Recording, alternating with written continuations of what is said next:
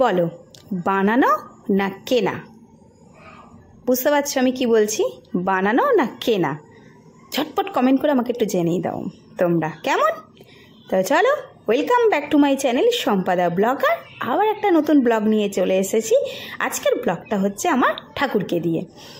তো তোমরা দেখে বুঝতে পারছো ঠান্ডা পড়েছে, আমরা ঠান্ডার জিনিস পরবো, ঠাকুর পরবে না তা কখনো হয়? তো সব ঠাকুরকে পরিয়েছি। তো তোমরা আমাকে একটু কমেন্ট করো যে আমি যে ঠাকুরের জিনিসগুলো পরিয়েছি উলের, সেগুলো কি আমার বানানো না কেনা?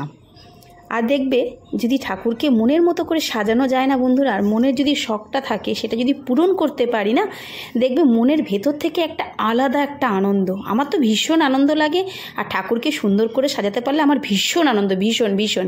জানি তোমাদেরও সেটা হয়। তো আমার এটা প্রচণ্ড পরিমাণে আমার ভালো লেগেছে, তাই ভাবলাম তোমাদের সাথেই আমি একটু শেয়ার করি। তোমরাও ঠাকুরকে কি এরকম পরিয়েছ? কমেন্ট করো আমাকে, কেমন ভালো লাগবে। দেখো কি সুন্দর লাগছে না বলো সিংহাসনটা? আর আমার দয়াল ঠাকুর ছাড়া আমার কেউ নেই, তা আমি সুন্দর করে সাজিয়ে ভাবলাম তোমাদের সাথে একটু শেয়ার করি। তো অবশ্যই কমেন্ট করে জানাবে কিন্তু কেমন। তো চলো আজকের মতো ভিডিওটা এখানেই স্টপ করছি, আবার নেক্সট ভিডিও নিয়ে চলে আসবো কেমন। ততক্ষণের জন্য তোমরা ভালো থাকো, সুস্থ থাকো, টাটা।